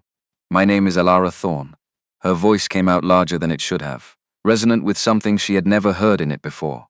I am traveling with your king. He is in the pass behind me, and he needs your people right now. The scout stared at her hands. At the light, he went to one knee. Blood Witch. The word arrived in her ears with the weight of something she had been waiting her whole life to hear without knowing it. Blood Witch, the rarest gift in the pack world. Born once a generation, sometimes less. The reason Roderick had been so frantic to find her. The reason Theron had buried her under a ceiling brand on the first year of their bond. Not because she was an Omega. Because she was the opposite. Because what was sleeping in her would have outshone him in any room they walked into together. And he had not been man enough to stand beside that. So he had spent 6 years quietly making sure no one, including her, ever saw it. Now, please. The scout turned and made a signal to the 2 shifted wolves behind him. A sharp double gesture, and they were gone. Over the ridge and south toward the pass at a speed that told her Reed had indeed been pulling forces south for days. She stood in the meadow and breathed. The brand cracked again, wider. This time it hurt. A deep wrenching ache that went from her neck through her spine and into her chest. She went to one knee on the grass and pressed her glowing hands flat against the earth and told herself, not yet, not yet. Wait, whatever was coming, whatever she was, Whatever had been locked inside the brand Theron had put on her neck. It was going to come when it was ready, and she was going to meet it on her terms. Not the meadows, she breathed. She waited, and in the pass behind her the sounds of battle began to change. She turned back toward the pass with her hands tingling and the gold-white light pulsing beneath her skin in time with the cracking brand. She did not run, she walked. The thing rising in her did not want speed, it wanted presence. By the time she reached the pass entrance, the fight was already turning. Reed's scouts had hit Roderick's wolves from above, and Calum, shifted now, silver and gold and enormous in a way she had not let herself imagine, was driving the rear toward the choke point where the pass narrowed and numbers stopped mattering. She stepped into the choke point. She raised her hands. The light came out of them in a slow, steady wash, not aimed, just released. And every wolf in the pass stopped moving, not because she had hurt them, because what she was projecting was the biological opposite of a threat. A deep, ancient signal that said, here is where the wounded come. Here is shelter. Here is the place a body remembers from before it had words. Roderick's hired wolves shifted back to human form involuntarily, the signal too strong to fight in animal shape. They sank to their knees in the dust of the pass. Reed's scouts held their positions and watched her with the careful reverence of trained soldiers, receiving something they had only read about in old books. Theron was on the ground at the pass entrance. Silver-laced wound through his side, conscious, watching her with an expression she could not read and did not try to. She crossed to him, crouched, pressed her hand to the wound. The light went into him. She did not say anything. He did not either. She was not healing him because she had forgiven him. She was healing him because she was a healer. That was the difference between them, and that was the difference she intended to keep. He breathed out. Color came back into his face. She stood up, walked past him, did not look back. Calum had shifted back. He was waiting at the far end of the pass with the kind of stillness that came after great exertion, breathing carefully, blood at one shoulder and one thigh that the gold light had already begun to reach. She stopped in front of him, did not touch him yet. You held, he said. I held. He looked at her hands, at the light still moving under her skin. He looked at her new, she said, about what I suspected. From the second night, the way the harvest wounds responded to your hands. A pause. I didn't tell you because I wasn't sure, and because telling you would have meant telling you the rest of it. And I wasn't ready to give you that choice. You're a stubborn man. He almost smiled. The full one this time. Held a beat longer than any she had seen before. I am told that often, Wulfric Reed arrived at the trees an hour later with 200 wolves at his back. The first column of a force that had been waiting for confirmation for 6 days, and had moved the moment his scout's signal reached him. He was a broad-shouldered man in his 60s with a weathered face, and the specific warmth of someone who had spent decades responsible for the lives of wolves younger than himself. He came down off his horse and looked at Calum for a long moment without speaking. Then his voice came out roughly. I told them you weren't dead. You were right. Reed gripped his forearm in the old pack greeting, firm and held, and when he released it, his eyes were bright in the way of older men who had stopped being ashamed of what moved them. Then he looked at Elara. She was aware of how she must look, forest-worn, boots tied with bark, hands still faintly luminous, the fractured suppressor brand on her neck visible in the late afternoon light. Reed's expression did something she had not expected. Not surprise, not calculation, something like recognition. Blood which, he said, quietly, with exactly the same weight Calum's scout had given the word, apparently. He looked at Calum, he looked back at her. My grandmother carried a book for 30 years about the last one. She kept it on the highest shelf in her house. She made me promise to give it to the next one when she came. He paused. I have it in my saddlebag. I have carried it through 3 campaigns. I have never been able to decide if she was certain, or if she had just decided to be certain. He looked at Elara steadily. She was never wrong about anything, which I always found inconvenient. Elara almost smiled. I'll take the book, she said. I expected you would. They sat in Reed's campaign tent for an hour. Calum laid out the structure of the coup, the harvest operation, the forged seals, the timeline, the 14 packs Roderick had compromised. Reed listened without interrupting. When Calum finished, Reed was quiet for a moment. Roderick's timeline. 12 days before the succession crisis becomes untenable. 10 now. We've burned 2 in the rough terrain. 10, Reed said. I have 1,400 wolves pulled south. Solis at the coast garrison received Lyra Blackthorn's message 4 days ago. He'll be moving north and west. We can reach the capital in 8 days with combined forces. He looked at Calum. Roderick will know you're alive the moment we move. He'll accelerate. Let him, Calum said. He'll move against the outer packs who haven't committed. Pressure them to declare for him before you can reach them. Then we reach them first, Aelara said. Both men looked at her. Roderick's leverage over the uncommitted packs is that they don't know if the king is alive. The moment they know, confirmed, not rumored, not reported through intermediary, that leverage disappears. If Calum sends direct word to each uncommitted council tonight, before Roderick knows he's at Reed's camp, messengers through the night. By morning, Roderick is dealing with a realignment he didn't anticipate on a timeline he can't control. Reed looked at Calum. She's right. I know she's right, Calum said. I'm looking at you looking at her. He stood up and picked up his campaign map. I'll have messengers ready within the hour. He moved to the tent entrance. The Blood Witch travels under my protection from this moment. My wolves know what she is. They'll respond accordingly. He paused at the opening, and someone find this woman proper boots before morning. He left. The 8 days to the capital were a different kind of journey than the 26 that had preceded them. There were roads, there was food, there were 1,400 wolves moving with the organized certainty of a force that knew its purpose. And at the center of that force, Calum moved like something restored to its correct context.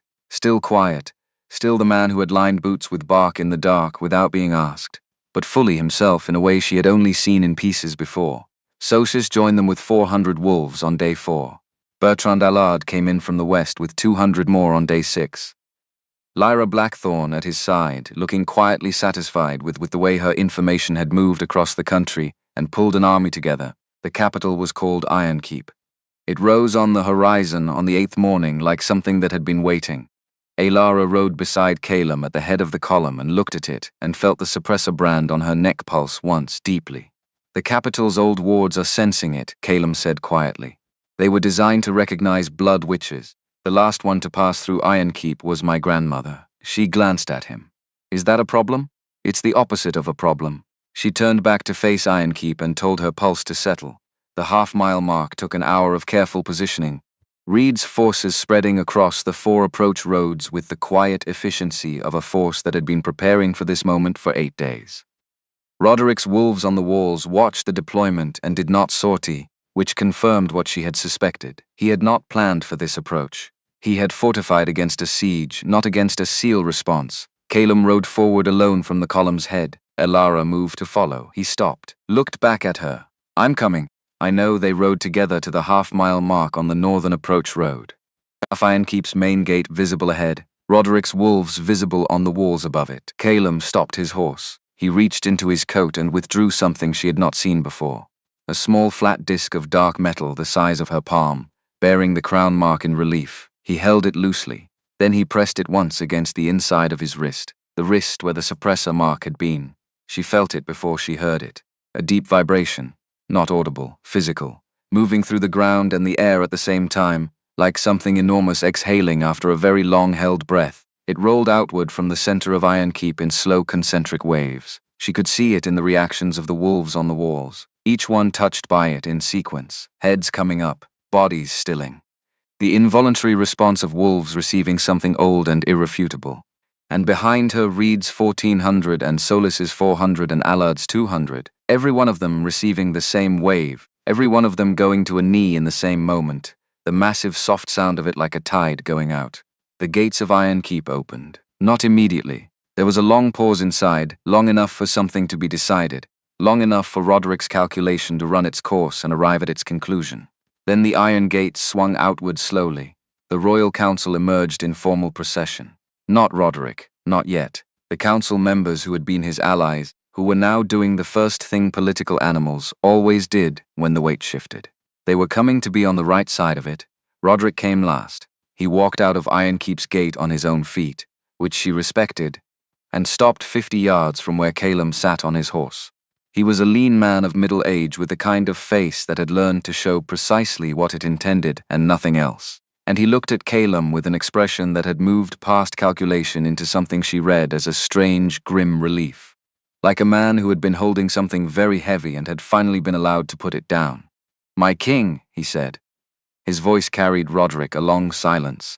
Roderick looked at Aelara, at the fractured suppressor brand on her neck, at the faint luminosity she had stopped trying to suppress. His expression moved through recognition and then something she had not expected. Fear, not of her. She understood, looking at him, that he had known.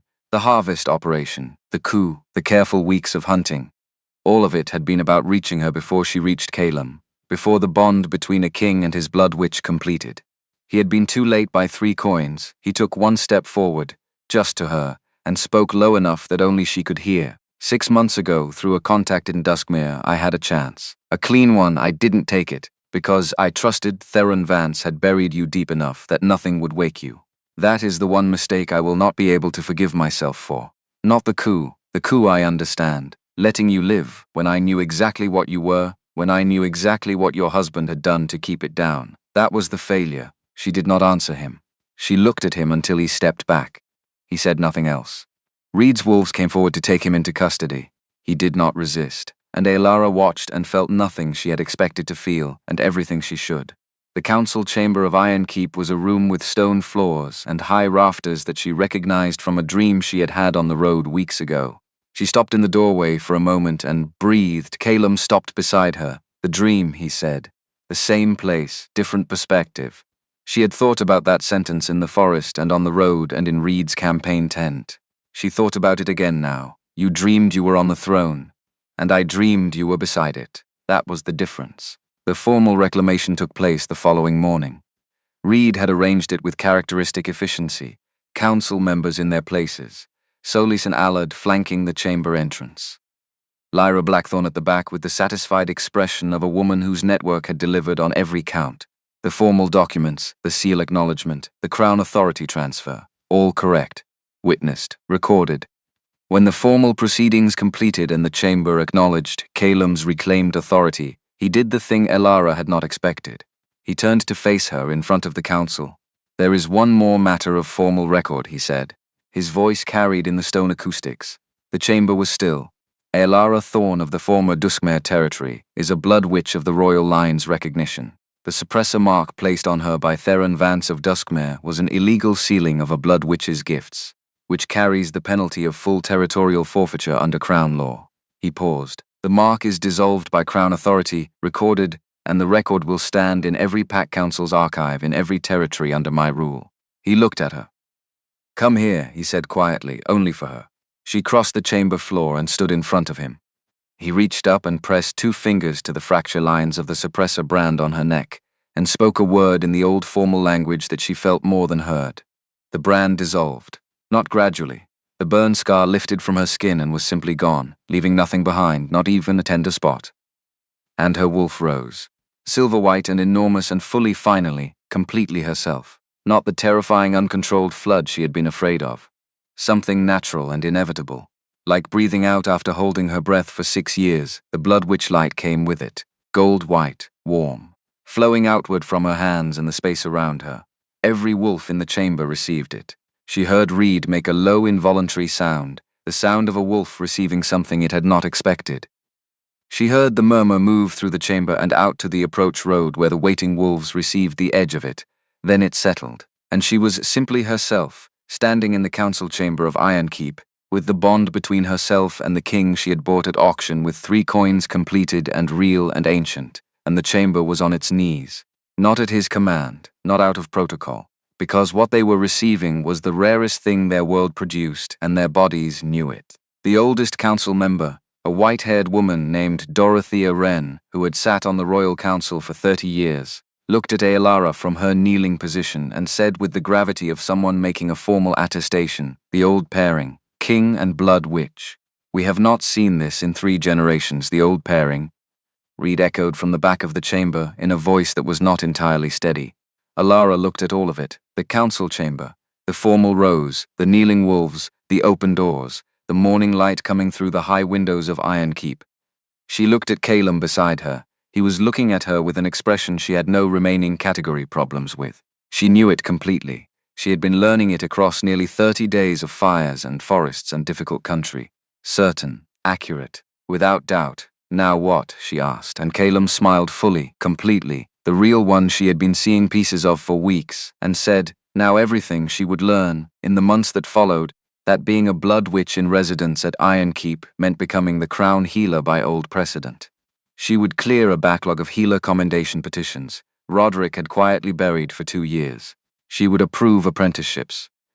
She would take Reed's grandmother's book down off her own high shelf and read it slowly, in the evenings, and discover that the woman who wrote it had also struggled with being feared by the man she had loved, and had written about that struggle plainly, and had not been bitter about it, only honest. Roderick was tried, convicted on every count, and sent into permanent exile in the northern border territories. When the sentence was read, he looked at Elara across the tribunal chamber. She held his gaze until he dropped it. That was the entire conversation. It was enough. Theron Vance was stripped of his alpha standing. The Duskmare Pack's political status was dissolved.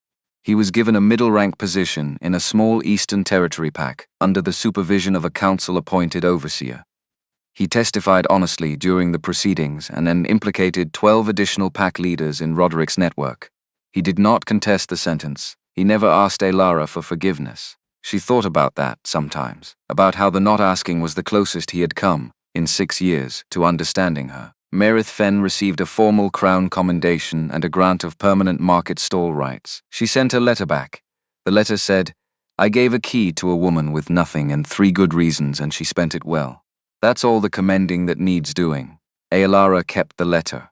And here is where the story leaves you, because every story like this is 2 stories braided together. There is the story of the woman who bought a king at auction, and there is the story of what made her capable of doing it. They are not the same story, and the second one is the one that matters. Elara Thorne spent her last 3 coins on a stranger because she had nothing left to lose. That is the easy answer. But the truer one is this. She spent them because the man who had spent 6 years teaching her she was small had not in the end succeeded. He had buried her. He had not erased her. And the part of her he had not been able to reach was the part that recognized, in a chained wolf with calculating eyes, another person being told he was less than he was. She did not save Calum because she was a blood witch. She did not even know yet. She saved him because she was the kind of woman who could still see, after everything, what dignity looked like under iron. That is the lesson worth carrying out of this story. The people who diminish you are almost never reacting to what you actually are. They are reacting to what they suspect you could be. The cruelest brands are the ones placed early by people who promised to love you, who were too small to stand beside you, and chose to make you smaller rather than grow themselves. If you are wearing one of those brands tonight, real or invisible, the work is the same. You do not have to wait for someone else to dissolve it. You have to refuse to let it decide what you spend your last 3 coins on. Elara walked into that market square with a brand on her neck and nothing in her pockets, and she still chose mercy over self-preservation. She still chose to see, when seeing was the most expensive thing she could possibly do. That is not weakness. That is the only kind of strength that survives being broken. And there is one more thing. The men in this story who turned out to matter were not the ones who commanded. They were the ones who knelt at the right moment. Cedric Vaughan, the enforcer who recognized a king and chose silence. Wulfric Reed, the general who carried his grandmother's book for 30 years because he had promised. Bertrand Allard, who sent a scout into the dark on a guess. Even Theron Vance, in the end, who walked through 2 days of rough terrain alone, knowing what it would cost him, to warn the woman he had publicly destroyed. Redemption does not erase what a man has done, but it is real. And the difference between a redeemed man and a cheap apology is that the redeemed man pays the bill afterward without expecting to be thanked. If you have spent your life next to someone extraordinary and never seen it because you were afraid of what seeing it would mean about you, this is your invitation. Look now. Look while there is still time. The cost of looking is always smaller than the cost of having spent a life refusing. If you have ever been the one with a brand on your neck, real or invisible, placed by someone who promised to love you, leave one word in the comments, just one. Say, "Standing," because someone else scrolling past tonight needs to know there is a stranger out there who has been where they are, and is still here and is still on their feet. That is how the chain works. That is how the brand loses its power, not in palaces, in comment sections, in the small public acts of one person telling another, "I have been where you are, and I am still walking," and if this story moved you, even a little, the like button is exactly where you left it. It costs you nothing. It means more than you know to a small channel that pours its whole heart into every story. Until next time, stay standing.